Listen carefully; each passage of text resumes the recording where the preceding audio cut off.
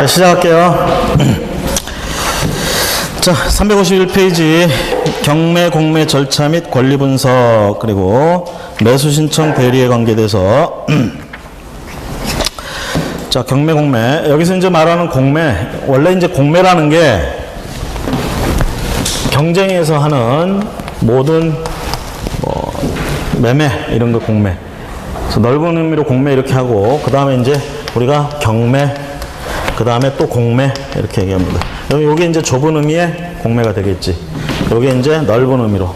경매도 여기에 들어가요. 그럼 우리가 경매라고 부르는 게 이제 뭐냐? 법원 경매야. 그럼 이 법원의 경매는 어떤 법에 근거해서 진행이 되느냐? 민사집행법에 따라서 절차에 따라서 진행되는 거예요. 법원 경매. 그 다음에 이 좁은 의미의 공매는 뭐 얘기하느냐? 한국자산관리공사.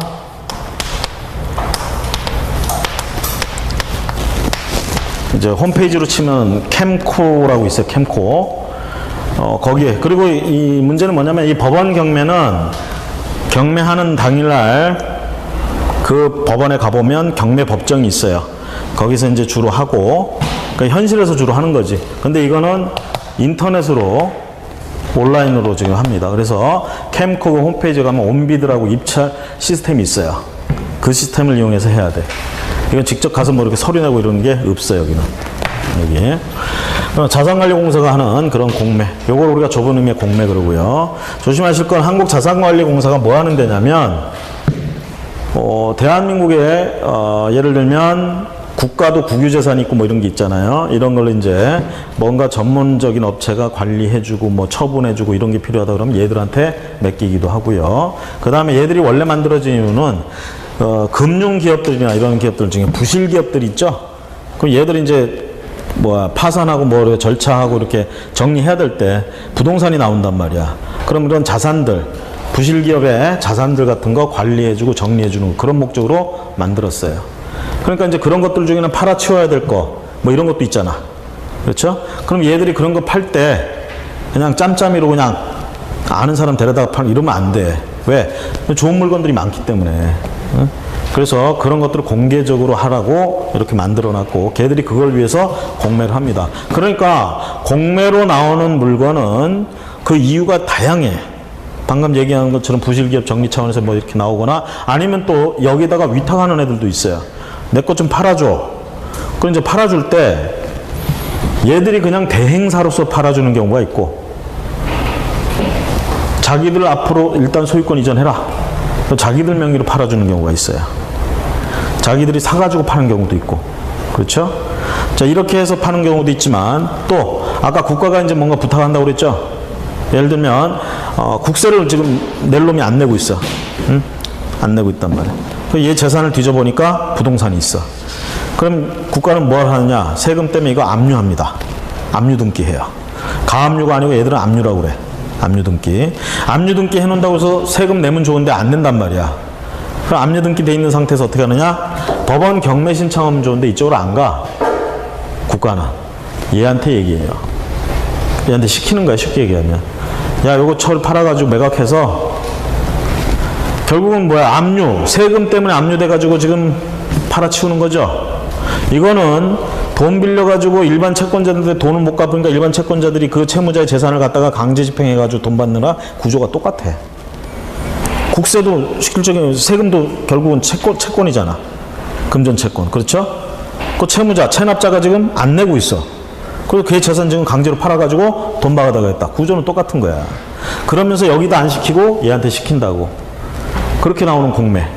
그래서요, 이 공매로 나오는 물건, 그리고 그 이유는 굉장히 다양합니다. 다양한데, 우리가 이제 신경 쓰는 건 방금 마지막에 얘기한 세금 때문에 나온 물건, 압류됐다가 압류 등기돼가지고 나온 물건. 그거는 법원에 물건이 나왔을 때 권리 분석해줘야 되듯이 똑같이 해줘야 됩니다. 권리 분석을. 아까 뭐 주택임대차나 이런 거 얘기하면서 설명했듯이 말소기준 등기 찾아보고, 말소기준 등기보다 앞에 있느냐 뒤에 있느냐 뭐 이런 것들 보고, 상하물며 임대차도 마찬가지예요. 상하물며 그런 것처럼. 그런 것처럼 여기 나온 것들 세금 때문에 나왔다. 압류됐다가 여기 공매 절차로 나왔다. 그러면 똑같이 권리 분석해줘야 돼요. 다른 사람은, 어떤 사람들은 잘못 알고 여기로 나오는 물건은, 이렇게 해서 나오는 물건은 권리관계가 다 정리돼서 나온다고 잘못 이해하고 계신 분들이 있어요.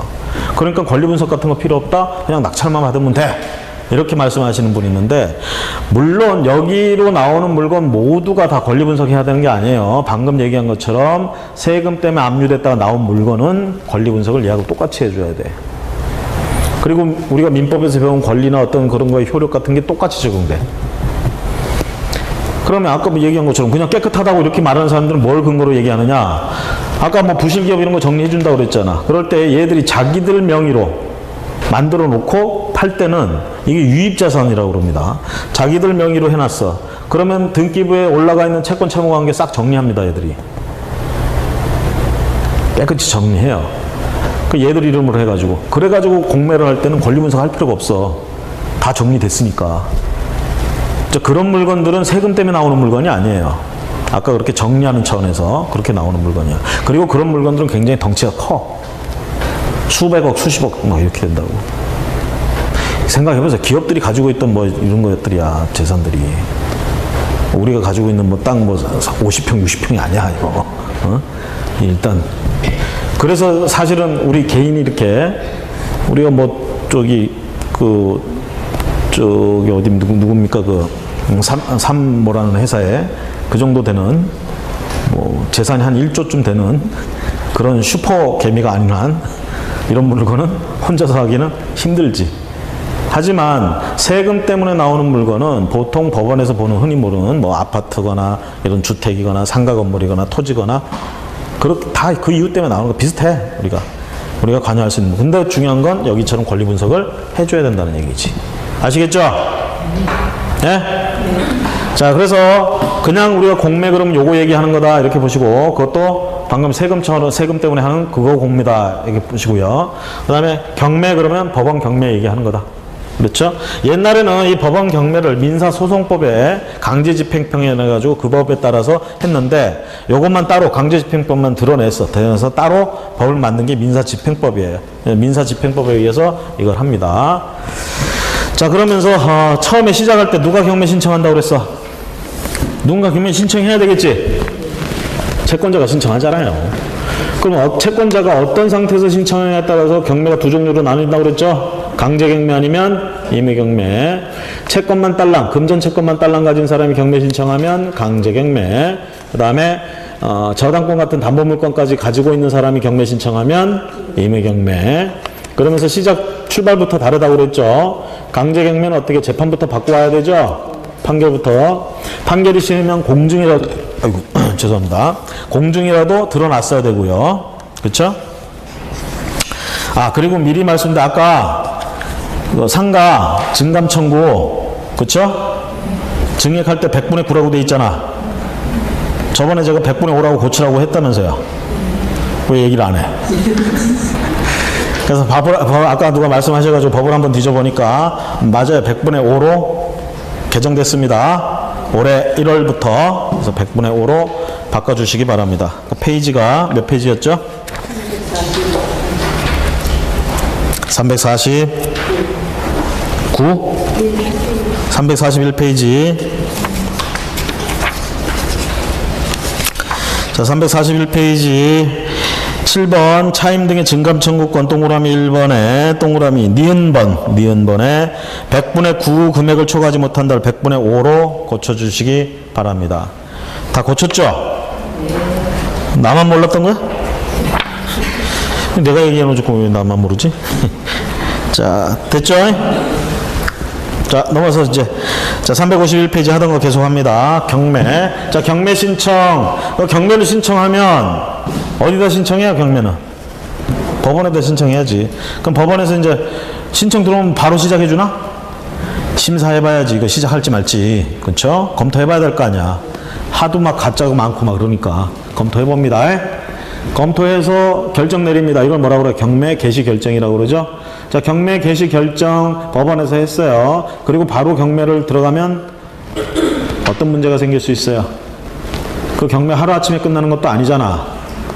근데 이거 경매 들어가 있다는 거 사람들한테 안 알리면 어떻게 돼? 그 모르고 사는 사람 아까 뭐 제3취득자 어쩌고 이런 사람들이 생기잖아. 그래서 등기 해놔야 되겠죠. 그래서 경매 개시 결정과 동시에 등기소에다 촉탁합니다. 경매 등기하라고. 그래서 그게 강제 경매냐 임의 경매냐 이렇게 등기하라고 합니다. 그죠? 자, 그래서 이제 경매 등기까지 났어요. 또 이제 법원에서 할 일이 뭐야? 준비해야지. 매각 준비. 팔아야 될 거 아니에요. 그러죠? 물건값이 얼마인지 알아봐야 될 거고, 그 다음에 이해관계인들한테 어떻게 이거 경매 들어가니까 니들 배당받을 거 있으면 빨리 와서 신고해라 뭐 이런 소리 해줘야 될 거 아니야. 그쵸? 그 다음에 이것도 공고도 하고 뭐 해야 될 거죠. 자, 이런 거 준비 과정을 이제 딱 지난다면 이런 거 준비 과정이야. 그러면서 이제 우리가 저기 배당 요구 종기일이라는 걸 잡아요. 배당 요구 종기일. 배당 요구 종기일 그 말 그대로 해석하면 뭐야? 마지막으로 배당 요구를 할 수 있는 날짜야. 아시겠죠? 그 날짜만 넘어가면 더 이상 배당 요구를 할 수가 없어요. 그렇죠? 배당 요구 종기일이 제일 빨라요. 제일 첫 번째야. 절차에서 경매 개시 결정 나오고 등기하고 그 다음에 뭐해? 스케줄 잡고 준비할 때 배당 요구 종기일을 잡아요. 그리고 첫 매각기일을 잡아. 첫 매각기일. 입찰, 매각, 낙찰 뭐 다 같은 뜻으로 쓰인다 이렇게 보시면 돼요. 경매 첫 매각기일을 잡아요. 첫 매각기일이 어떻게 돼요? 제일 중요한 조건 가격이라고 그랬죠. 감정평가액이 5억 나왔대. 그럼 감정평가액 5억 그리고 최저경매가 얼마? 5억. 최저 매각가격 5억. 처음에 나왔을 땐 감정평가액 100% 보통 반영해서 이렇게 해요. 최저 매각가격. 자, 첫 매각기일날 그러고요. 그랬더니 낙찰이 안 됐어. 낙찰이 안 되면 한 달 정도 뒤에 다시 나온다고 그랬죠. 별일 없으면. 그렇죠? 이거 재매각이에요? 아니라고 그랬죠. 이것도 그냥 경매 신매각입니다.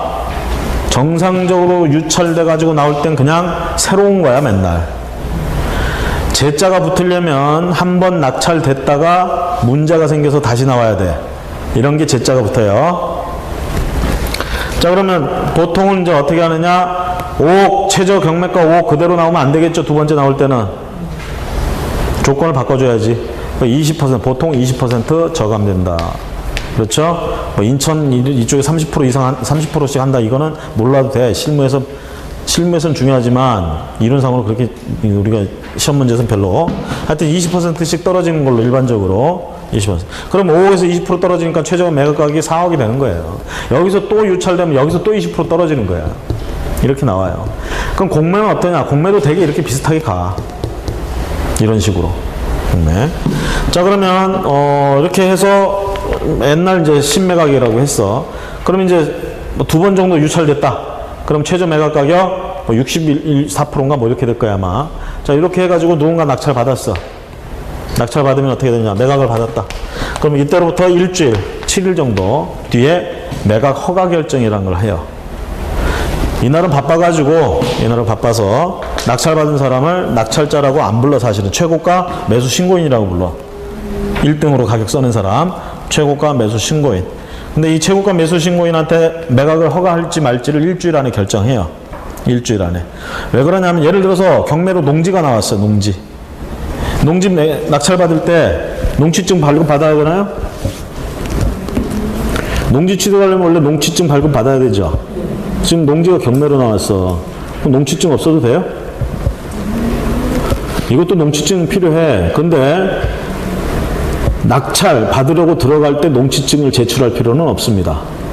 농취증을 언제 제출해야 되냐면 내가 최고가 매수 신고인으로 된 다음에 내면 돼요. 왜냐하면 처음에 내가 들어갈 때 내가 1등이 될지 어떻게 알아. 근데 걷다 대고 벌써 농취증 발급받으러 가면은 그것도 웃기잖아. 그랬다가 2등 해봐. 그게 뭐야 그게. 그죠? 그래서 일단은 1등이 돼야 돼. 최고가 매수 신고인. 그래서 그 처음엔 필요가 없어요. 하지만 요거 다 하고 나면 일주일 뒤에 매각 허가 결정한다고 그랬잖아. 그때까지는 요건을 갖춰야 되는 거야. 그래서 그때까지 농취증을 발급받아가지고 제출해야 돼요. 이제 그게 들어오면 매각 허가 결정을 해준다 이 얘기지. 심지어는 또 아까 저 채무자는 낙찰 이 사건에 이 경매 사건의 채무자는 이 물건 낙찰 받을 수 있어요 없어요? 못 받아요. 그런데 그날 그 물건만 취급하는 게 아니라 다른 물건도 하고 막 복잡할 거 아니야. 그러니까 이제 채무자가 쓰고 와서 지가 쓱 내가지고 1등이 됐어. 그 법원에서 어리버리 하다 보니까 바빠가지고 얘가 채무자는 걸 몰랐어. 그럼 너 일단 채권가 매수 신고냐 이러고 보냈어요. 그리고 이제 일주일 안에 검토하는 거야. 검토해봤더니 이거 채무자야. 그거 매각 허가 결정하면 돼, 안 돼? 매각 불허가 이렇게 되는 거예요. 그거 하는 시간을 일주일 주는 거야. 그래서 여기 낙찰됐다. 그러면 일주일 뒤에 매각 허가 결정이라는 걸 하게 됩니다. 그럼 매각 허가 결정이 떨어졌어. 그럼 이거에 대해서 이제 뭐 이의를 제기하거나 이럴 사람이 있다 그러면 항고를 제기해야 돼요. 이때 항고는 보통 항고가 아니라 즉시 항고라고 그래. 즉시 항고. 자, 항고는 보통 항고는 그냥 항고라면 보통 항고인데 보통 항고는 언제까지 항고를 제기한다 이런 게 없어요. 그냥 항고에 실익이 있는 한 언제나 항고를 제기할 수 있다가 보통 항고예요. 그럼 즉시 항고란 말이 붙으면 즉시란 말이 붙으면 항고에 실익이 있다 하더라도 7일 안에 제기해야 돼. 7일을 넘어가면 더 이상 항고를 제기할 수가 없어요. 그래서 매각 허가 결정하면서 뭐라 하느냐, 이 결정에 이의가 있는 놈들은 즉시 항고해라. 7일 안에 항고 제기해라 이 뜻이야. 그럼 7일 안에 항고를 제기했는데 이유가 없어. 그럼 각하다강하거나 이러겠죠? 또는 아무도 항고를 제기 안 해. 그럼 7일 뒤에 이제 뭐라고 그러냐, 그 결정 확정한다 이렇게 얘기를 해요. 매각 허가 결정 확정. 그래서 보통 매각 허가 결정이 확정되는 데까지 통 2주일 정도 걸려요. 2주일. 그러면 결정이 확정됐어. 그럼 이때부터는 항고하고 싶어도 못하는 거야. 그 다음에 만약에 항고를 해가지고 항고를 하게 되면 그것이 각하를 넘어가가지고 항고를 받아들여서 뭔가 검토를 해야 된다 그러면 당연히 시간이 딜레이 되겠죠. 그렇죠? 그러니까 옛날에는 요거 때문에 심심풀이로 항고하는 놈들이 있었어요. 쉽게 말하면 방해하는 거야, 매각을. 시간을 질질 끄는 거지. 낙찰받은 사람 입장에서는 시간은 돈이에요. 빨리 받아서 빨리 처리를 하는 게 좋아. 근데 얘들이 자꾸 이렇게 태클을 걸어. 아무 이유 없이. 권한도 없으면서. 그냥 방해하는 거예요. 그러니까 이런 것들이 모순이었어, 과거에는. 그래서 이런 걸 민사집행법으로 바꾸면서 어떻게 하느냐, 항고 거는데 그냥 거는 게 아니고 맨입으로 거는 게 아니고 보증금을 걸게 해요. 항고를 할 때도 돈을 내야 돼. 이 항고가 이유가 있어서 끝까지 가면은 돌려주는데 만약에 그냥 장난삼아 한 거다, 그냥 방해할 목적으로 했다 그러면 그 돈을 뺏어버려. 그런 돈을 걸게 하는 거야, 항고 보증금. 나름 합리적이죠? 그쵸? 그래서 그렇게 하고요. 이렇게 결정이 되면 요때로부터 보통 3주 내진 4주 정도 해가지고 대금 지급 기일이라는 게 잡혀요. 대금 지급 기일. 대금 지급 기일. 이건 이제 대금 지급 기한이라고 그러는데, 기한. 우리가 이제 이렇게 얘기할 수 있어요. 자, 경매에서 낙찰받으면 부동산 소유권 이전 등기해야 소유권 취득하나요? 그럼 187조 적용받죠? 그래서 등기 없이 소유권 취득합니다. 그럼 언제를 등기 없이 취득한 때로 보느냐? 매각대금 완납시 이렇게 봅니다.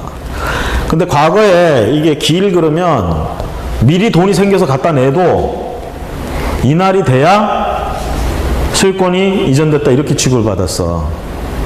근데 이걸 기한으로 바꾸고 미리 내면 내는 대로 바로 소유권을 취득하게. 왜 이렇게 했냐면 보세요.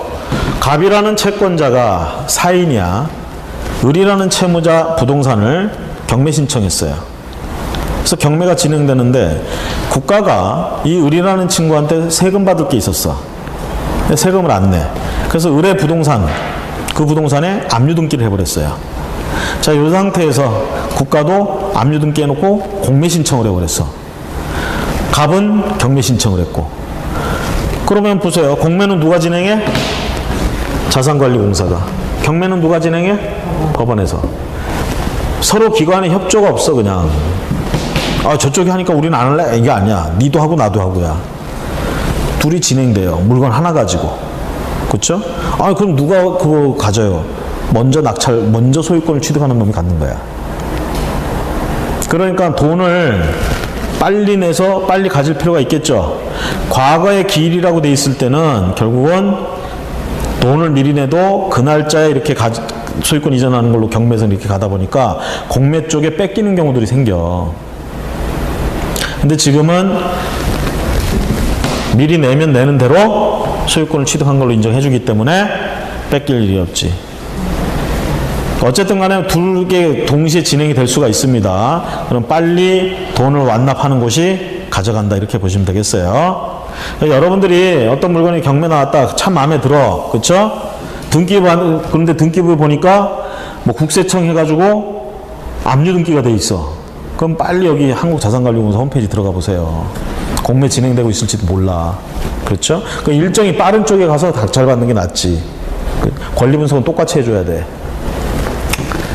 그래서 대금지급기한. 자, 대금지급기한까지 돈을 냈어. 돈을 내고 나면 그 돈 가지고 이제 법원이 하는 일이 뭐예요? 배당해줘야지. 배당. 여기 이제 배당해줄 때 이제 중요한 점은 뭐냐면 결국은 그 채무자에 대한 채권자들이 배당을 받아가겠죠. 그렇죠? 그럼 채권자들 중에 물권자가 있고 물권을 가진 애들, 담보물권 가진 애들, 그냥 금전 채권만 가진 애들도 있을 거 아니야. 그렇죠? 그럼 얘들 배당 순위 어떻게 된다고 그랬어 아까? 물권이 우선한다고요. 물권, 즉 저당권에는 담보물권 우선 변제권 있잖아. 얘들은 시간 순서대로 먼저 받아. 근데 차용증 딸랑 써주고 채권만, 금전 채권만 가진 애들 먼저 빌려줬다 하더라도 걔들한테 밀립니다. 아시겠죠? 순위에 밀려요. 저당권자가 먼저야. 담보물권 등기에 나와 있는 애들이 먼저예요. 걔들끼리 우선 순서대로 하는 거야. 아시겠죠? 자, 그러니까 금전 채권만 가지고는 이렇게 분리해. 응? 저당권까지 그래서 가지고 있으려는 거고. 자, 이렇게 해서 경매 낙찰을 받아서 그런 저당권자들 먼저 주고 남는 게 있으면 그러면 여기서 배당 요구를 해야 배당을 해주느냐, 채권자들이 배당 요구를 안 해도 해주느냐 이 얘기죠. 조심하실 건 금전 채권자, 채권만 가지고 있는 애들은 법원에서 얘들 존재를 몰라요 사실은. 그렇죠? 그러니까 얘들은 배당 요구 안 하면 배당을 해줄 수가 없어. 그렇죠? 하지만 적어도 담보물권자들은 배당 요구를 안 해도 등기부에 나오잖아. 심지어는 채권업도 나오잖아요. 그렇죠? 그러니까 여기는 배당 요구를 안 해도 배당을 해줘요. 그것도 이제 경매 등기 나기 전에 저당권 설정한 애들은 그래요. 경매 등기 난 이후의 애들은 배당 요구 해야 돼. 아시겠죠? 자, 어쨌든 경매 등기 나기 전까지만 가지고 얘기를 하면 권리자들, 물권자들은 배당 요구를 안 해도 돼. 대체로 배당 요구를 해도 되고 안 해도 되고. 하지만 금전 채권자들은 배당 요구를 해야 돼요. 대표적인 애들이 주택임대차보호법상 보호받는 애들. 자, 아까 확정일자까지 갖추면 우선 변제권이 있다고 그랬죠? 조심하실 건 우선 변제권이 있다고 하는 것과 우선 변제권을 행사하는 건 다른 얘기예요. 우선 변제권은 있다라는 얘기는 요건만 갖추면 있는 거야. 아시겠죠? 그 다음에 이제 순위 문제라고 그랬잖아. 그렇죠? 그래서 보니까 내가 1순위야. 우선 변제권 1순위. 1순위라고 가만히 있으면 배당해 주는 게 아닙니다. 행사를 해야 돼. 우선 변제권을. 그 행사가 뭐냐? 배당 요구예요. 아시겠죠? 그래서 가장 대표적으로 금전 채권만 가지고 있는 애들 중에 배당 요구를 반드시 해야만 배당받을 수 있는 애 주택 임차인, 상가 건물 임차인. 그 다음에 또 하나, 자, 소액 임차인은 어떨까? 소액 임차인 요건 다 갖췄어. 최우선 변제 해줘야 되겠죠? 그럼 얘들은 가만히 있으면 최우선 변제 해주냐 이 얘기죠. 안 돼요. 얘들도 배당 요구 반드시 해야 돼요. 그리고 특히 임차인들 중에 대항력이 없어, 그 다음에 우선 변제권은 있는데 순서가 밀려가지고 거의 받을 수가 없어. 몇 등 뒤에 서 있다 보니까. 그런데 다행히도 최우선 변제권자에 해당이 돼. 소액 임차인에 해당이 돼. 아, 다행이다 하고 가만히 있다간 그것도 못 받아요. 배당 요구 해야 돼요 반드시. 아시겠죠? 그래서 대표적으로 배당 요구를 해야만 배당받을 수 있는 가장 대표적인 임차인들, 주택 임차인, 상가건물 임차인. 아시겠죠? 기억을 하시고. 자, 그렇게 이제 배당 가고요. 그 다음에 낙찰자는 그렇다면 이제 할 일이 뭘까? 돈 다 냈어. 소유권은 언제 취득한 거야? 돈 다 낸 때 소유권 취득했어요. 근데 이제 보통 이제 사람들이 하는 게 뭐냐면 대금 완납 증명서란 걸 발급해달라고 해가지고 그거 들고 이전 등기 신청하러 가요. 등기소에. 그럼 법원에다가, 등기소에다가 이전 등기 신청하면 법원에서는 또, 자, 저당권 등기 같은 걸 어떻다고 그랬어? 낙찰되면 전부 말소된다고 그랬죠? 그렇죠? 그 말소 촉탁 등기까지 같이 신청을 해야 돼. 말소 등기는 싸요. 안 변했으면 아마 건당 5,000원인가 그럴 거야. 채권액이 얼마고 자식 다 필요 없어. 그냥 말소하는데 건당 얼마 이렇게 받아. 보통 저당권 설정할 때 등기 비용, 그쵸? 채권액이 아마 1000분의 1인가 등록세가 들어갈 거예요. 등기 비용. 근데 말소할 때는 그렇게 비율로 안 해요. 그냥 건당 뭐 몇천 원 이렇게. 그래서 그 소액 정도가 좀 더 들어가, 말소하느라고. 그래서 말소를 해버립니다. 깨끗해지는 거예요, 결론적으로. 자, 그런데 이제 중요한 건 서류상으로 내 거 하는 건 돈만 내면 되는 거야, 결론적으로. 근데 진짜 중요한 건 뭐라고 그랬어요? 그렇지, 가서 장악하는 거야. 내가 실력 행사를 할 수 있어야지. 거기가 비어있다면 상관이 없는데, 또 웃긴 건 뭐냐면 주거 같은 경우 비어있어. 비어있다 하더라도 문이 잠겨있어. 이거 함부로 따고 들어가면 안 돼요. 비어있는지 아닌지 그거 법적으로 확인을 해야 돼, 쉽게 얘기하면. 근데 이제 대개 보면 눈치껏 딱 보고, 그쵸? 없는 것 같으면 열쇠 불러가지고 따고 들어가. 아무도 없다. 아, 성공한 거야. 제가 과거에 해본 것 중에 황당한 게 몇 번을 왔다 갔다 했는데도 인기척도 없고 없는 것 같아. 아무리 두들겨도 이제 소리도 없고. 그래서 크게 맘먹고 수리공을 불렀어. 열쇠 따고 들어갔어. 아, 없어요. 근데 작은 방에 누가 자고 있어. 안 깼더라고. 그래서 조용 문 닫고. 주거 침입죄로 엮일 수가 있거든. 조용 문 닫고 나왔어요. 네? 네? 내 집? 내 집하고 상관없어. 주거 침입이지, 쟤는. 거기가 일단 점유를 하고 있고, 그 사람이 점유자로서 주거에 하여튼 그렇게 엮일 뻔 했어. 조용히 다행히 나왔지. 그래서요, 중요한 건 그겁니다. 결론은 거기를 현실에 내가 장악하는 게 중요한 건데, 그 이제 두 가지가 있어요. 인도와 명도. 인도는 명령이라고 그러고요. 인도 명령. 명도는 소송이라고 그래요. 명도 소송. 두 개 다 물건을 넘겨받는 거야. 근데 인도 명령이다 그러면 왠지 가벼워 보이잖아. 명도 소송 그러면 묵직해 보이고. 명도 소송은 정식 재판 절차예요. 그거는. 재판 절차를 통해서 넘겨받는 거야. 이에 반해서 인도 명령은 약식 절차라고 보시면 돼. 그러니까 어떤 게 빠르겠어? 인도 명령이 빠른 거지. 그럼 내가 실제로 현실로 실력 행사를 빨리 하고 싶으면 인도 명령으로 가는 게 좋아. 근데 중요한 건 점유하고 있는 애에 상관없이 무조건 인도 명령 신청할 수 있는 건 아닙니다. 누가 점유하고 있느냐에 따라서 인도 명령 대상이 있고 명도 소송 대상이 있어요. 한마디로 정리하자면 대항력 있는 애가 점유하고 있어. 그런 애들은 명도 소송 대상이에요. 대항력이 없는 애들, 아까 얘기한 것처럼 임차인들 중에 말소 기준 등기 뒤에 요건을 갖췄어. 대항력 없죠? 그렇죠? 근데 나가는데 안 들어 말을. 그럼 얘들은 인도명령 대상이야.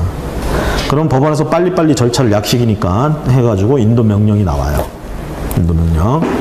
근데 조심하실 건 이렇게 인도명령 대상인 임차인이 있어. 근데 얘한테 나가라고 얘기를 했더니 얘가 나갈 것처럼 하더라고. 그래서 뭐 몇 달 뒤에 나가겠습니다. 뭐 이사 비용 좀 챙겨주세요. 그래서 챙겨주기로 약속하고 몇 달 뒤에 갔더니 짐도 안 싸고 있어. 아, 왜 그러냐고 그랬더니 아씨, 이번 겨울만 좀 나갈게요. 아니면 요번에 애가 수능인데 어떻게 나갑니까? 조금만 한두 달만 더. 알았어. 그러면 또 두어 달 기다렸다 갔단 말이야. 그러면서 6개월이 지났어요. 근데 갔더니 이제 문도 안 열어줘. 뭐냐면 인도명령 대상이었지만 6개월이 지나면 명도소송 대상이 돼요. 아시겠죠? 그래서 중요한 건 그거야. 기술적으로 할 때는 이 협상에서 내보내는 게 제일 좋아. 근데 협상이 잘 진행되는 것 같아도 인도명령 신청은 반드시 하고 갑니다. 일부러. 이렇게 질질 끌어가지고 당하는 경우가 생기기 때문에 6개월 안에 신청을 해야 되거든, 인도명령 신청은. 그래서 대상이 누구냐? 간단하게 얘기하면 대항력이 있는 놈은 명도소송 대상이고 없는 놈은 인도명령 대상이다. 아시겠죠? 자, 요렇게 이제 절차가 진행이 되는 거고요. 우리 356페이지 가보시면 부동산 경매 절차 해가지고 쭉 나와 있죠? 그쵸? 그거 막 외우려고 하지 마시고 제가 말씀드린 거 흐름을 이해를 하시면 돼. 준비해야지 시작하죠. 여기 이제 배당 요구 종기일이라는 걸 하나 이제 기억을 해주셔. 첫 매각 기일 앞에 배당 요구 종기일이 잡혀요. 그러면 아까 얘기했듯이 배당을 받을 사람은 배당을 요구를 해야만 배당 받을 사람 반드시 이전까지 배당 요구를 해야 되겠죠. 그렇죠? 그럼 배당 요구 종기일 넘어가고 배당 요구하면 어떻게 될까? 배당 못 받아요. 저당권자나 이런 애들은 배당 요구를 안 해도 받을 수 있기 때문에 넘어가도 상관없어. 근데 아까 얘기한 주택 임차인이나 이런 애들은 배당을 받으려면 반드시 요구 종기일까지는 배당 요구를 해야 됩니다. 심지어 실무상으로는 진짜 웃긴 경우 많아요, 이거. 저거 까맣게 모르고 있다가, 통지서 받았어. 근데 뭐까지 법원에 오라고 하는데 까먹었어. 다음날 생각이 난 거야. 요구 종기일 딱 다음날. 그래서 쫓아갑니다. 그럼 배당 요구를 해요. 그럼 받아줘, 법원에서. 야, 나 배당 요구했다 그러고 돌아왔어. 실제로는 배당 안 해줘요. 왜 배당 요구를 하면 거기서 그거 받아줄까? 접수는 해줘. 왜 안 받아주면 어떻게 돼? 안 받아주면 나 거기 들어놓고 난리 나거든. 그러니까 속이는 거야. 그냥 종이 주니까 받았어. 그러고 나는 안심하고 간단 말이야. 안 받아줘요. 아시겠죠? 농담삼아 하는 얘기고. 자, 어쨌든 흐름이 그렇게 갑니다. 자, 부동산 경매 개요. 강제 경매 보세요. 강제 경매. 자, 다음 페이지 임의 경매 나오죠? 어떤 의미인지 아시죠, 이제? 강제 경매, 임의 경매. 또 강제 경매 두 번째 줄에 집행권원이란 말 나오는데요. 집행권원. 지금 소유자가 원치 않는데 그 물건 강제로 매각해가지고 돈 받는 거잖아. 그게 강제 집행이에요. 전체적으로 보면. 강제 집행인데 그 집행을 하려면 어떻게? 소유자의 의사와 상관없이 하는 거니까 뭔가 권한이 뚜렷해야 되겠지. 그쵸? 그래서 집행권한이라는 게 필요합니다. 집행권한이라는 거 한마디로 얘기하면 아까 얘기한 것처럼 차용증만 써주는 애들은 그것만 가지고 안 된다고 그랬지? 판결 받으면 판결문 나오죠? 그 판결문에다가 이 판결로 인해서 요 채권 때문에 이 채무자 요 부동산을 강제 집행해도 된다는 집행문을 부여받아야 돼. 판결문에다 한 줄 써주는 거야, 그게. 이거 강제 집행해라! 라고. 그러면 요게 집행 권한이 되는 거예요, 요 서류가. 요걸 들고 경매 신청하는 겁니다. 아시겠죠? 그게 강제 경매. 다음 페이지. 임의 경매는 채무자나 제3자인 물상보증인의 특정 재산에 대해서. 자, 물상보증인이 뭔지는 개념 다 아시죠? 그쵸? 자, 저당권자 같은 담보물권자가 경매 신청하면 임의 경매라고 했습니다. 넘어가시고요. 부동산의 공매, 공매 종류, 압류부동산, 비업무용 부동산 이렇게 얘기를 하는데 압류부동산만 기억을 하세요. 국세나 지방세 체납했을 경우 자산관리공사에서 공매한다고요. 아시겠죠? 그 국세징수법에 이렇게 하라고 돼 있어. 그 방법에 따르는 거야, 이게. 자, 그 다음에 징수법에 의한 압류부동산 해가지고 자세하게 나와 있는데 여러분들 시간 되시면 한번 보시고요. 그 다음 비업무용 부동산 이런 얘기도 마찬가지고 공매 얘기는 우리가 시험 문제 거의 나오지 않는다라는 개념으로 보시면 되겠고 개념만 이해를 하셨으면 돼. 아시겠죠? 그 중에 세금 때문에 된 것 가지고 권리분석 똑같이 해야 된다라는 개념. 자, 356페이지 절차는 달리 말씀 안 드리겠고요. 그 다음에 경매 신청. 자, 첨부 서류. 당연히 뭐예요? 채권을 증명하는 서류가 들어가야 되겠지. 강제 경매의 경우에는 판결문 같은 게 들어가줘야 되는 거고, 임의 경매 같은 경우에는 그렇죠. 그 다음에 경매 신청할 때 돈 들어간다고 그랬잖아. 경매할 때 그 돈 미리 내야 돼. 신청하는 채권자가. 그게 비용 예납이에요. 이거 나중에 돌려받을 수 있다고 그랬죠? 비용 예납. 그 다음에 이제 경매 개시 결정. 다음 페이지. 다음 페이지에는 그 차례대로 나오는 그 경매 절차를 그냥 하나하나 써놓은 거야. 설명해 가면서. 제 말을 이해를 하셨죠, 아까? 경매 절차. 그걸 염두에 두고 여러분들이 거기 절차 이렇게 쭉 부연 설명해 놓은 거 시간 내서 한 번만 좀 정독을 해 주세요. 아시겠죠? 네? 네. 자, 넘어가시고요. 배당. 자, 367페이지 가보세요. 배당 순서. 동그라미 5번에 배당 순서. 367페이지 배당 순서. 영순이 이렇게 돼 있죠? 응? 아까 다 설명했어요. 경매하는데 비용 들어간다고 했잖아. 낙찰 대금에서 이거 제일 먼저 떼. 또 하나 뭐라고 그랬어? 제3자의 비용 상환청구권. 제3취득자, 제3자. 아까 뭐라고 했어? 잘못 모르고 경매 들어간 물건을 샀단 말이야. 그리고 여전히 지가 주인인 줄 알고 있어. 그럼 낙찰됐단 말이지. 그럼 낙찰자한테 뺏겨요, 이거. 그럼 이 제3취득자, 그거 돈 주고 샀어, 지도. 그럼 그 돈은 누구한테 달라고 해야 돼? 낙찰자한테? 아무 상관이 없잖아, 이거. 누구한테 달라고 해야 돼? 지한테 팔고 도망간 놈한테 쫓아가야 돼, 그거. 그쵸? 그런데 이제 그래서 이 사람은, 이 제3취득자는 그래서 이 물건에 대해서 사실 이 배당금에 대해서 사실 권리를 행사할 게 없어. 그런데 만약에 그 물건에 비용을 지출했다. 그럼 그거는 주겠다 이 얘기예요. 그건 누가 들어가도 들여야 될 돈 아니야. 그렇죠? 그걸 제3자가 들여서 해놨잖아. 그래서 거기 비용상환 청구권 해가지고 취득자가 경매부동산에 지출한 필요비, 유익비. 항상 비용상환 청구 대상이면 필요비하고 유익비 얘기하는 겁니다. 요거. 자, 그 다음에 1순위 해보세요. 최우선 변제권. 자, 주택상가 임대차 보호법에서 최우선 변제권 얘기했죠? 걔들이 여기 이렇게 들어가. 그래서 거기 기읍부터 시읍까지 저는 이거를 순위라고 얘기 안 해요. 틀이라고 얘기하지. 틀. 경매 틀. 그래서 해당되면 그냥 그 자리에 푹푹 들어가는 거야, 딱딱. 진짜로 순위를 따지고 순서를 잡아야 될 애들은 어디냐? 리을번에 있는 애들이야. 3순위에 있는 애들. 3순위란 말에 있는 애들. 거기 우선 변제권이라고 돼 있죠? 우선 변제권 있는 권리들이 거기 전부 나와. 그렇게 해가지고 어떻게? 순서대로. 그리고 권리 분석한다 그러면 주 목적이 여기 있어요. 이 3순위에 있는 애들 찾아가지고 3순위가 좀 이상하네. 그거 줄 세우는 거야. 그게 권리 분석이야, 쉽게 얘기하면. 아시겠죠? 나머지 0순위 나오고 1순위 나오고 2순위 나오는 건 신경 쓸 것도 없어. 그거에 해당되면 그냥 그 자리에 집어넣는 거예요. 아까 그리고 또 최우선 변제권자가 여러 명이네. 그럼 1순위에다 다 때려놓고 걔들끼리 순서 안 따져. 동순위 한다고 그랬잖아. 그렇죠? 그래서 자, 최우선 변제권 있고요. 그 다음에 근로기준법 어쩌고 하는데 쉽게 얘기하면 임금채권 아까 얘기했죠? 임금채권 여기 1순위에 들어가. 밀린 건 전부가 아니라 최종 3개월 그리고 최종 3년치 퇴직금 그리고 재해보상금이 있었다 그러면 최종 3년치 3개월 안에 있었다 그러면 요거 들어가는 거예요, 이 자리에. 그 다음에 2순위에 가시면 당해세라고 아까 얘기했죠? 국세든 지방세든 그 물건하고 직접 관련된 세금 당해세 요거는 나중에 생겼건 언제 생겼건 간에 무조건 이 자리에 들어가요. 세금이 깡패야, 쉽게 얘기하면. 응? 심지어는 과거에는 어땠냐면요. 거기 우선순위, 그 당해세 말고 3순위에 들어가는 세금들이 있어. 응?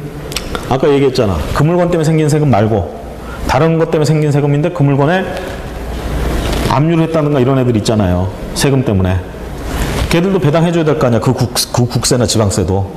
과거에 어땠냐면 이 세금은 당해세가 아님에도 불구하고 시간 순서가 아니라 무조건 먼저 배당받았어. 깡패야, 깡패 세금이. 그래서 이제 들고 일어난 겁니다. 아니, 니들이 뭔데? 응? 당해세는 그렇다 치고, 당해세도 아닌 세금을, 다른 것 때문에 생긴 세금을 이 물건 경매하는데 이렇게 빨리 배당받아가면 되냐, 이 얘기지. 다른 채권자들은 뭐가 되느냐, 이 얘기예요. 그죠? 그래서 국가가 가만히 생각해보니까 자기가 좀 심했거든. 그래가지고 알았다 그러면 당해세 말고 나머지 세금은 우리도 시간 순서대로 받아갈게. 이렇게 되는 겁니다. 아시겠죠? 세금이 발생한 때를 기준으로 해서 받아가게 된다. 그래서 3순위에 그래서 들어가는 거야. 세금들, 담보물건 뭐 이런 것들. 국세나 지방세, 일반적인 국세나 지방세가 그거예요. 그러면서 이제 요거 이 권리 얘기할 때 이제 이런 게 문제가 돼요. 등기부의 순서 그리고 뭐 세금하고 이렇게 보니까 1순위가 A 저당권이야. 2순위가 B가 가압류했어. 3순위에 일반적인 국세가 하나 붙었어. 당해세가 아닌 세금. 자, 우리 앞에 0순위, 1순위, 2순위는 아무것도 없다고 하고 이것만 있던. 그 다음에 4순위에 가서 C가 임차인이에요. 우선 변제권 이렇게 있어요. 그 다음에 뭐 5번째 가서 D가 가압류권자가 또 있고 이렇게 있어요. 얘 채권액 1억, 얘 1억. 이거 1,000만원. 1,000만원.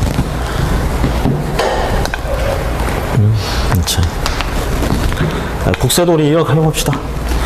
뭔가 세금을 많이 낼 일이 있나 보네. 그리고 임차인 보증금 1억. 가압류 채권자가 또 1억 채권이 있어서 가압류 또 걸어놨어요. 이렇게 돼 있어요. 이 물건이 3억에 낙찰됐습니다. 3억에. 3억? 너무 크다. 2억에 낙찰됐다고 해봅시다. 2억. 2억. 지금 3순위에 나올 수 있는 애들을 다 가지고 얘기하는 거예요, 지금. 가압류권자도 나와. 여기서 하나 주의하세요. 가압류권자는 물권자예요, 아니에요? 가압류 등기가 돼 있어. 물권이니까 아니까? 그냥 채권이에요, 이거. 그나마 그냥 금전 채권만 딸랑 가지고 룰루랄라 하고 있는 애들보다는 노력을 했죠. 무슨 노력을 했어? 가압류 등기까지 했잖아. 노력이 가상해서 순서에 넣어줘요.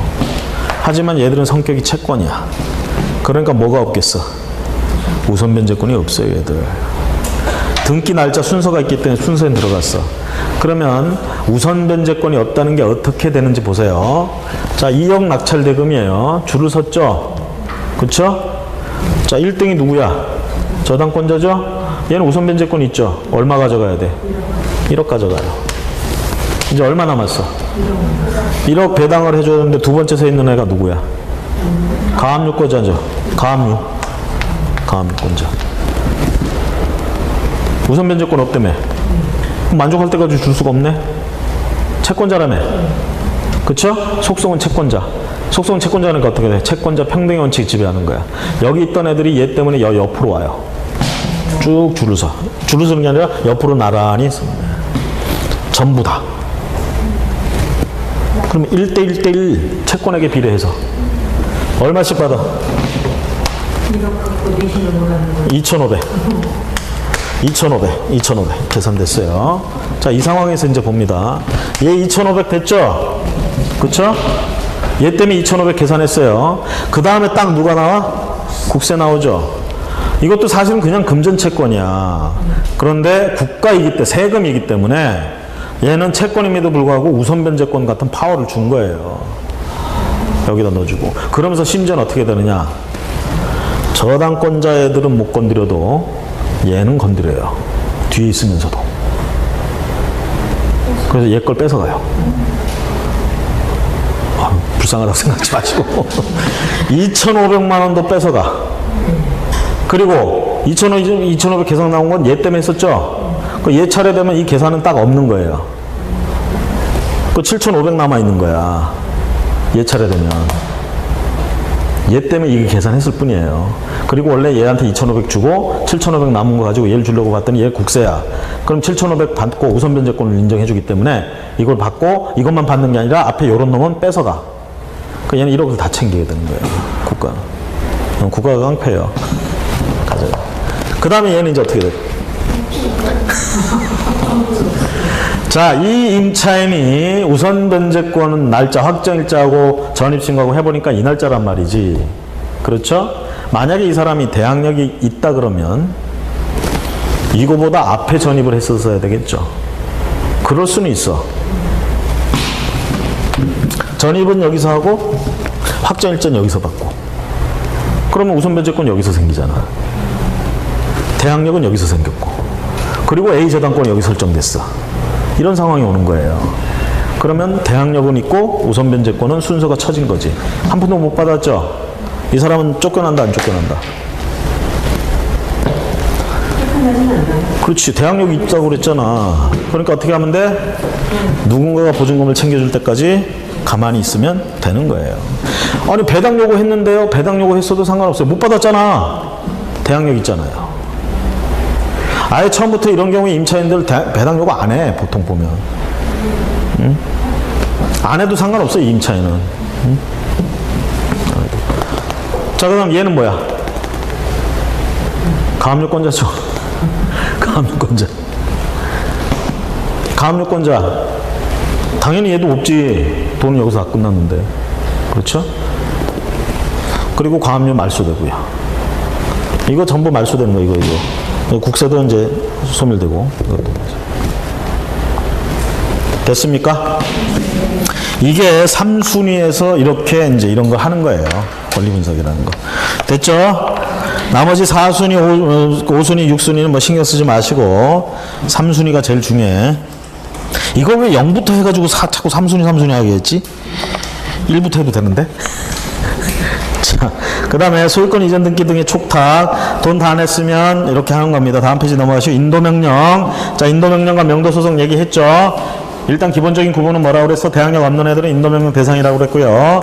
약식 절차라고 했습니다. 그 절차는. 그래서 명도소송은 정식으로 대항력 있는 놈들한테 명도소송. 자, 우리가 그럴 수도 있잖아요. 계약기간이 남았어. 임차인이. 그러면서 대항력까지 있대. 이거 낙찰받는 사람이 얘 내보내고, 응? 그 보증금을 얘는 또 배당 요구 안 했어. 그 낙찰자가 내가 너 보증금 내줄 테니까 나가라. 그랬더니 키놓고 그냥 임차인이 나는 계약기간이 남았으니까 더 살 거야 이씨 막 이러고 있어요. 어? 그런데 얘는 인도명령 대상이 아니야. 그럼 명도소송 해야 돼. 명도소송. 이런 경우 명도소송 할 수가 있어요. 그러면 이제 법원에서 야 씨 왜 받고 안 나가? 받고 나가 씨 이렇게 해준다고. 아시겠죠? 자, 인도명령 얘기만 좀 나와 있네요. 인도명령 보시고, 자, 권리분석 보시면, 거기 소재주의, 인수주의, 소재주의 또는 인수권의 인수권리 분석, 그 다음에 2번에, 동그라미 2번에 말소기준 권리 이렇게 나오는데, 자, 소재주의라는 말 또는 인수권 권리 분석. 자, 아까 말소기준부터 얘기해보면, 말소기준 뭐가 있다고 그랬어? 저당, 근저당, 압류, 가압류, 담보, 가등기, 경매등기. 그쵸? 그래서 뭐라고 그래서 제일 빠른 놈, 이 중에 제일 빠른 놈이 말소 기준이라고 그랬죠? 그 말소 기준보다 앞에 있으면 살고 뒤에 있으면 죽어요. 앞에 있으면 낙찰자가 부담해야 돼. 인수해야 돼. 인수주의. 인수되는 권리. 그 다음에 말소 기준보다 뒤에 있으면 낙찰자하고 상관이 없어. 청소, 소재된다. 말소된다. 소재주의. 아시겠죠? 별거 아닌 거야. 뭐 소재주의로 뭐야 그랬더니 그냥 말소된다는 뜻이에요. 말소기준 등기 뒤에 들어가는 건. 그럼 말소기준 등기는 어떻게 돼? 걔 포함해서. 말소기준 등기도 말소돼야지. 아시겠죠? 얘도 같이 말소돼. 말소. 자, 그 다음에 말소기준 권리라고 이분은 부르는데 저는 말소기준 등기라고 주로 부릅니다. 그래서 근저당권, 저당권, 담보가등기, 가압류 등기.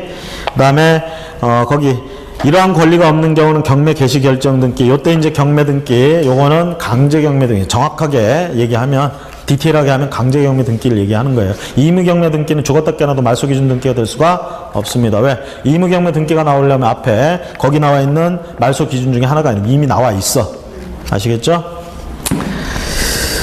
자, 그 다음에 소재되는 권리, 인수되는 권리 그러는데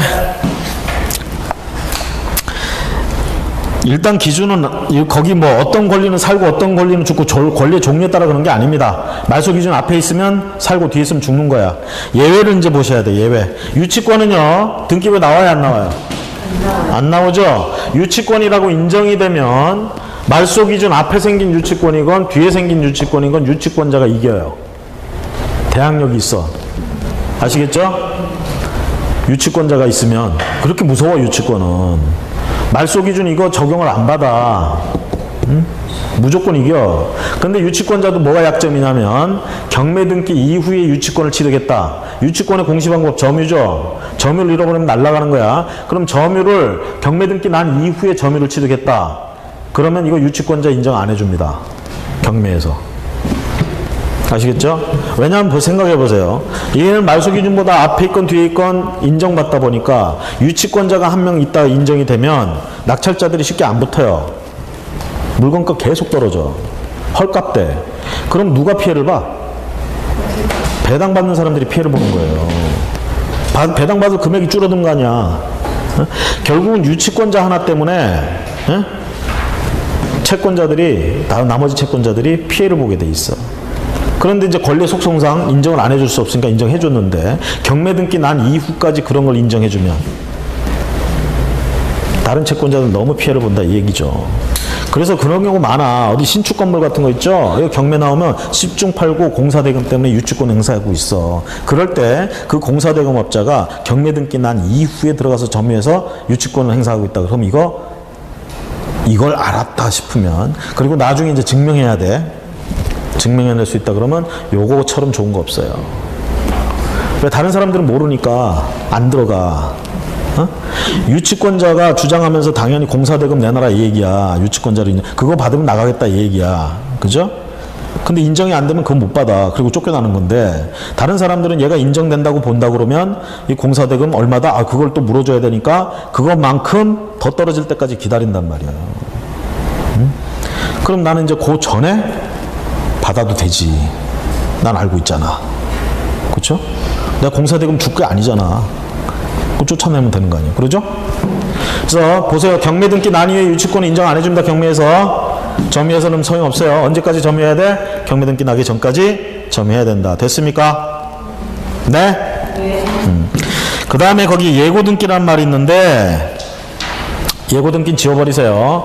이 예고 등기 제도는 없어졌어요. 부동산 등기법상 예고 등기는. 옛날에는 예고 등기 이런 거 이제 가등기하고 예고 등기 해가지고 예비 등기 일종이다 이랬는데, 지금은 예비 등기가 가등기 하나밖에 없어요. 예고 등기 제도 없어졌어요. 예고 등기라는 건 쉽게 얘기하면 이 물건 때문에 지금 분쟁이 생겨서 재판 중이다라는 걸 알리는 등기인데, 그 등기는 일반인들이 신청해서 하는 게 아니고 법원에서 이거 알려야 되겠다 싶으면 미리 알려놓는 그런 예고 등기야. 직권으로 해놓는. 근데 이제 그 제도가 없어졌어. 그럴 필요가 없다는 얘기지. 사람들이 보통 알아서 이제 가처분 등기도 하고 막 다 한다 이 얘기예요. 그래서 예고 등기 제도가 없어졌어. 없어버리고. 자, 나머지 하여튼 유치권 조심하시고요. 다음 넘어갑니다. 370페이지 공인중개사의 매수신청 대리인 등록 등에 관한 대법원 규칙 및 예규. 자, 일단은 이거는 법령은 아니고 대법원 규칙이에요. 법령 중에 대법원 규칙. 공인중개사. 자, 여러분들 업종 중에 이거 할 수 있죠? 이거 하려면 뭐 해야 돼? 개설 등록 해야 돼? 안 해야 돼? 중개사무소 개설 등록 안 하고 이거 할 수 있어요? 여러분들이 정확하게 경매하고 관련돼서 하는 일이 뭐냐면 매수신청 대리행위야. 아시겠어요? 우리가 경매에 입찰 들어가는 거 우리가 입찰이라고 표현하는데, 이건 매수신청이라고 그래요. 법정 용어로는. 아시겠어요? 입찰표 내는 거 이걸 매수신청이라고 그래. 그걸 우리가 대신하는 거야. 그리고 수수료를 받는 거야. 매수신청 대리. 그러면 여러분들이 직접 낙찰을 받고 싶어. 공인중개사가. 그럴 땐 뭔 자격이 필요해요? 필요 없어요. 그럼 돈만 있으면 되는 거야.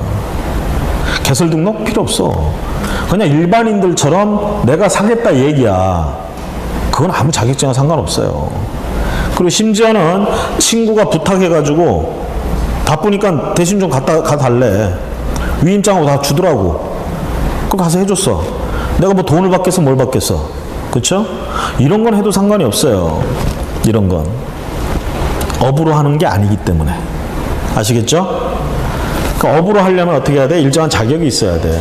뭐 변호사나 법무사 정도. 그러다가 이제 법이 바뀌어가지고 우리 공인중개사들도 이걸 할 수 있게 됐다라는 거. 업종에. 그렇죠? 매수신청 대리행위. 자, 경매하고 관련돼서 뭘 할 수 있어요? 알선, 상담 이딴 거 할 수 있고요. 심지어는 이렇게 대리 입찰 들어갈 수 있다 이 얘기야. 매수신청 대리. 당연히 그럴 때 뭐가 필요하겠어? 위임장이나 이런 거 다 필요하겠지. 그렇죠? 그럼 생각해 봅시다. X라는 물건이 마음에 들어서 이걸 누가 낙찰받아 달래. 수수료 줄 테니까. 그 매수신청 대리 신청하러 가는데 갑이 그랬는데 을도 와가지고 그걸 또 낙찰받아 달래. 그 알았어. 그럼 내가 둘 다 해가지고 해줄게. X라는 물건에 대해서. 갑은 1억 쓰고 을은 1억 2천만 원 쓰고 이딴 짓 해? 네? 하나의 물건에 대해서 둘을 대리할 수는 없어요. 그렇잖아. 솔직히 중개 수수료 받을 목숨, 중개 수수료가 아니라 매수 신청 대리 수수료 받으려고 두 사람한테 하면 두 사람 몫이 나올 거 아니야. 이런 멍청한 짓 하지 맙시다. 아시겠죠? 대신 갑이 X, Y, Z 세 개 부동산을 낙찰받아달래. 한 사람이 세 개를 해달래. 뭐 세 개 다 할 수 있어요, 이거는. 그렇죠? 그래서 동일한 물건에 대해서 여러 사람을 한꺼번에 대리할 수는 없지만 한 사람이 여러 가지 물건을 하는 거는 얼마든지 매수신청 대리.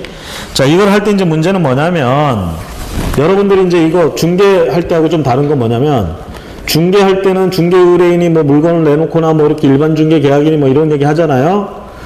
이거는 뭐야? 누군가 와서 이제 상담을 한다고. 그렇죠? 그럴 때 뭘 해야 돼? 물건을 내놓는 게 아니죠. 물건은 법원에서만 나오잖아.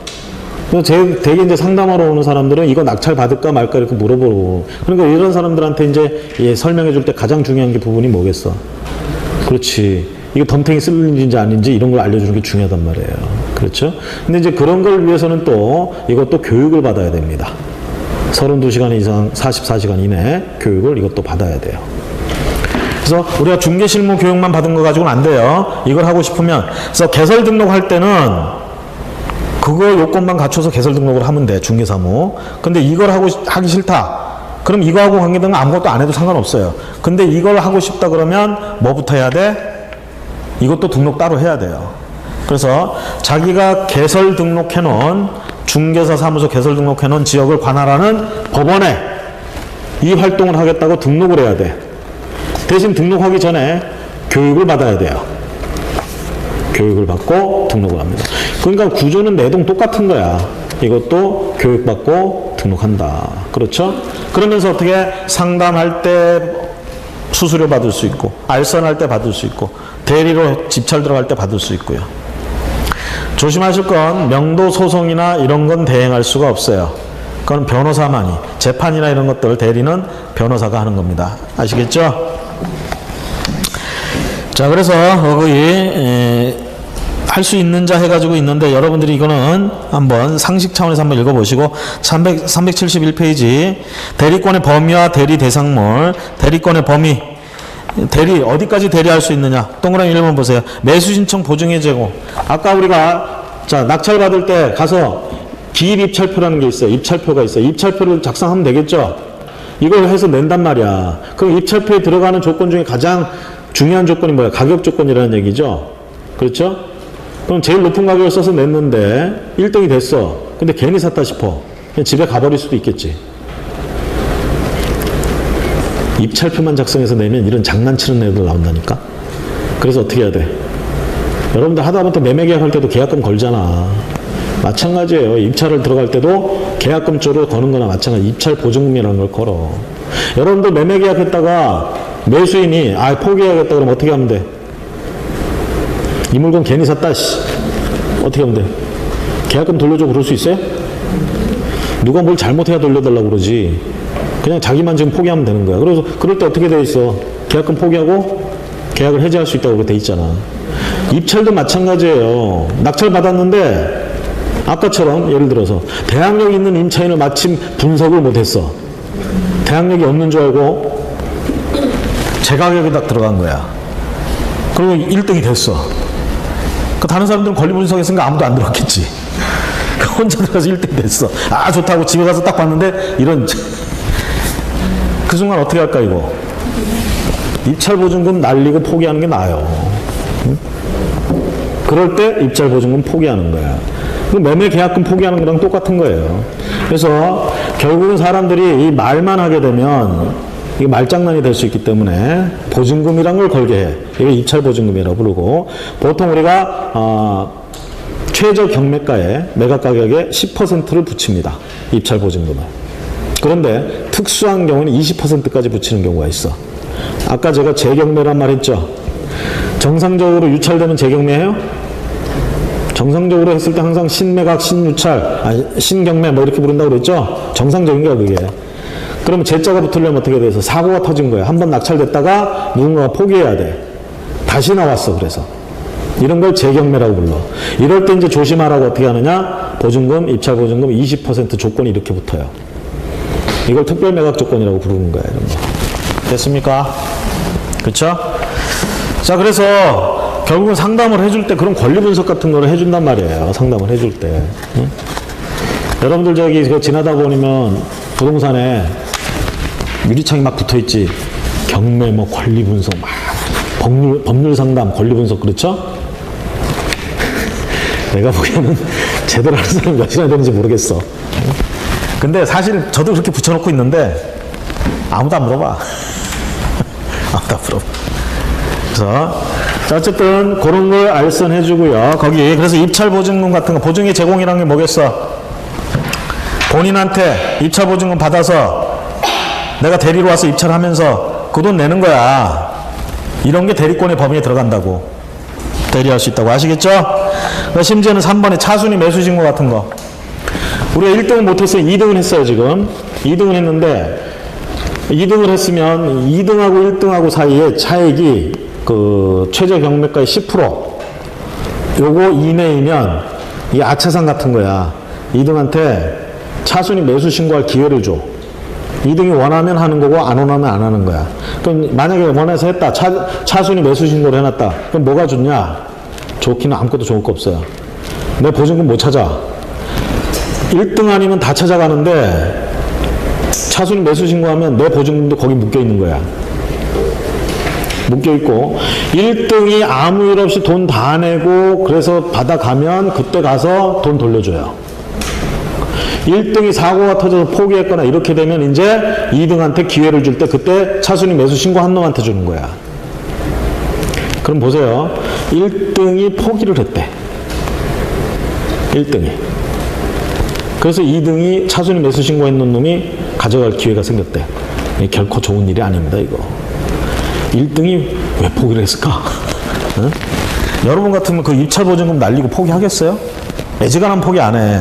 오죽하면 포기하겠어. 그걸 2등이 신난다. 내 차례까지 왔네. 덤탱이 쓰는 게 많습니다. 차순위 매수 신고는 거의 안 해요. 거의 안 해요. 어쨌든 그런 게 있고 그런 것들도 어떻게 대리할 수가 있다라는 얘기입니다.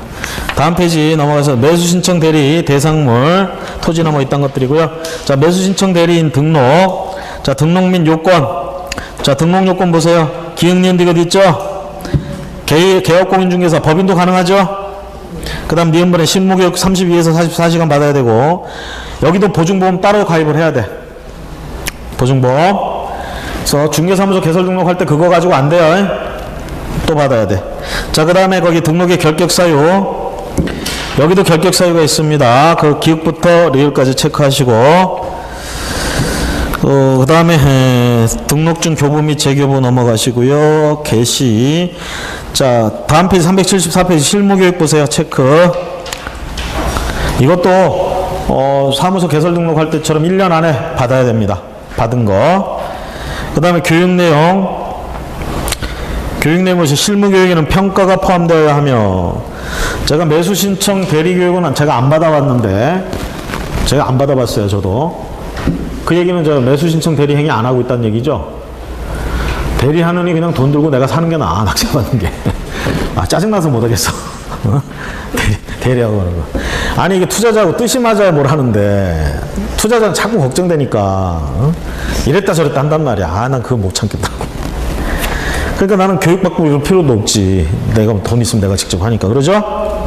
그런데 그 교육 내용에 보시 실무교육에는 평가가 포함되어야 하며 이 얘기는 뭐겠어? 여러분들 중개사무소 개설 등록할 때 실무교육 받을 때는 평가 같은 거 없어요. 시간만 때우고 앉아있으면 돼. 그쵸? 이건 평가를 한다는 얘기야. 평가가 시험이란 얘기잖아. 짜증. 나 그래서 안 받아봐서 모르는데 이거 평가 어떻게 하는지 모르겠어. 근데 법에는 이렇게 돼 있어요, 지금. 다음 페이지. 손해배상 책임의 보장. 그래서 아까 보증해야 된다고 그랬죠, 따로. 이번에 보증 설정 금액 체크하세요. 그래서 중개법인은 2억 원 이상, 공인중개사 1억 원 이상, 분사무소는 1억 원 이상. 요 금액은 똑같죠? 그쵸? 똑같다고 해서 앞에 냈다고 해서 끝이 아니야. 여기도 이거 하려면 이것도 따로 내야 돼. 넘어가시고요. 다음에 이거 이제 공제 가입할 수도 있어요. 이걸 위해서 보증보험에 가입할 수도 있고 공제 가입할 수도 있다는 얘기입니다. 여기도 이 공제사업 같은 거 공인중개사협회가 이걸 위해서 또 할 수 있다는 얘기고, 그 다음 매수신청 대리행위 대리방식 동그라미 1번 대리권을 증명하는 문서를 제출해야 됩니다. 문서로서. 그 다음에 가로 2번에 보시면 사건 카드의 작성 보존. 자, 우리가 리스팅 한다고 그러죠. 중개할 때 목록 작성하고 하잖아. 여기도 이거 만들어야 돼요. 이게 사건 카드라고 그럽니다. 그래서 사건 카드를 작성하고 보존해야 돼. 됐죠? 넘어가시고요. 가로 3번에 매수 신청 대리 대상물의 확인 설명. 자, 중개 대상물 확인 설명하듯이 요 의뢰하려는 사람한테 이런 거 설명해야 되겠지. 공시되어 있는 내용들부터 해가지고 권리 분석도 해주면서 이런 걸 해줘야 되겠죠. 확인 설명. 그래서 니은번에 권리관계라든가 제한사항 뭐 있던 것들, 경제적 가치 이런 것들 확인 설명 내용. 그 다음에 보수 및 실비 받는다. 보수 및 실비. 자, 실비는 영수증을 작성해서 교부해야 되고 379페이지 가보시면 동그라미 5번 보세요. 보수 및 실비 요율 기획본에서 상담 및 권리 분석의 보수 건당 50만 원 안에서 해결하래. 상담 및 권리 분석. 입 아프게 2-3시간 떨들고 50만 원.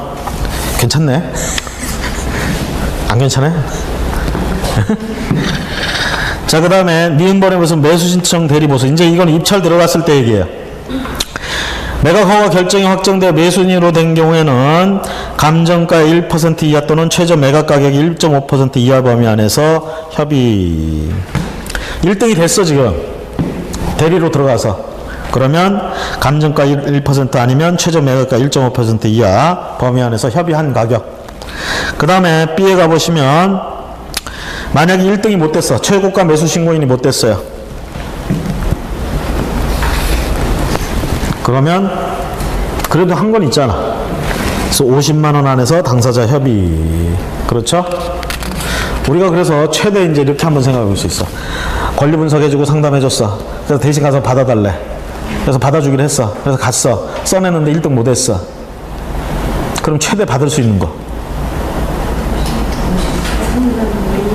상담비 50만 원 최대. 그 다음에 떨어졌을 때 최대 50만 원까지.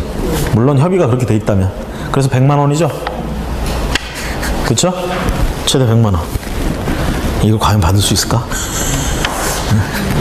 받을 수 있을까? 그 다음에 실비는 30만 원 안에서 당사자 협의해서. 근데 이런 금액들에 대해서 이렇게 보장을 안 해주면 대리로 들어가서 어떻게 하느냐. 무조건 1등이 돼야 되잖아. 그래서 이제 대리할 땐 그런 내용도 써놔요. 약속을 해야 돼요. 최대 그날 분위기 봐서 얼마까지 쓸 건가 이런 것까지 협의가 돼 있어야 돼. 자, 그 다음에요. 뭐 나머지는 됐습니다. 의무 금지 행위, 지도 감독. 자, 지도 감독에서는 우리가 좀 보셔야 될 게 382페이지 등록 취소하고 383페이지 업무 정지. 요 2개 정도 보시면 되겠습니다. 그 다음에 384페이지에 가로 5번 명칭의 표시 등. 자, 법원 명칭이나 휘장 등 요런 걸 표시하면 안 됩니다. 우리 저기 국회의원들 보면 국회의원들 여기 뭐 이렇게 금배지라고 그러죠? 꼭 달고 다니더라고. 학교 다닐 때 학교 배지는 한 번도 안 단 놈들이. 이건 어떻게 달고 다녀. 그렇죠? 그 다음에 이제 법원 직원들은 또 웃긴 게 뭐냐면 이 법원 표시를 이것도 다 달고 다녀. 법원 직원이다 이거지. 그쵸? 이거 좀 매점에서 파나봐. 근데 이런 휘장 함부로 쓰지 말라는 얘기예요. 아시겠죠? 명칭 등의 표시. 자, 여기까지 해서 우리가 요약서는 따로 볼 시간도 없고 그래서 여러분들이 요약서 나름대로 정리하실 분들은 이제 나머지 부분 정리하시면 되겠고요. 내용은 이렇게 해서 우리가 수업을 끝내도록 하겠습니다. 5월달, 6월달 과정, 기본 과정, 심화 과정 이렇게 끝내고요. 다음 달부터는 문제풀이로 찾아뵙게 되는데 혹시 이제 문제풀이 같이 이제 들으실 분들은 참고삼아 이제 미리 말씀드리면 기본서는 복습 위주로 해주는 게 괜찮지만 문제집은 예습을 좀 위주로 한, 예습이라고 해서 다 공부해오라는 게 아니라 문제를 직접 풀어보세요. 시험장이라고 생각하고 답안 보지 말고, 그쵸? 찍어봐. 내가 이만큼 공부했으면 그날 진도 대략 뭐 전체 페이지가 한 300페이지 400페이지 되면 8번 하니까 8번으로 나눠보세요. 나눠가지고 대략 오늘 이만큼 나가겠구나. 그렇죠? 거기까지 시험장 분위기를 그대로 살려가지고 1분에 한 문제씩 찍어본다. 그렇죠? 되도록이면 답안 다 가리고 그렇게 해가지고 풀어보세요. 그렇게 하고 틀린 거 한번 체크해보고 그리고 오세요. 막 그걸 다 이해하고 올 필요는 없어. 하여튼 그렇게 한번 해보세요. 왜냐하면 그걸 안 하고 그냥 와서 하면 이거 능률이 안 올라. 사실 내가 풀어주고 있으면 고개 끄덕여. 여러분이 푼 게 아니에요. 그거는 내가 푼 거야. 나만 푼 거야. 이걸 좀 이 문제풀이반의 어떤 그 효율을 굉장히 높이려면 한 번씩 풀어보고 오시는 게 가장 좋아요. 효율적입니다. 아시겠죠? 그래서 시간을 좀 가급적이면 내셔가지고 한번 푸는. 왜냐하면 여러분들이 시험장 가서 할 일이 뭐냐면 찍기야. 찍는 연습이 필요해. 우리는. 아시겠죠? 자, 그동안 고생 많으셨습니다. 네.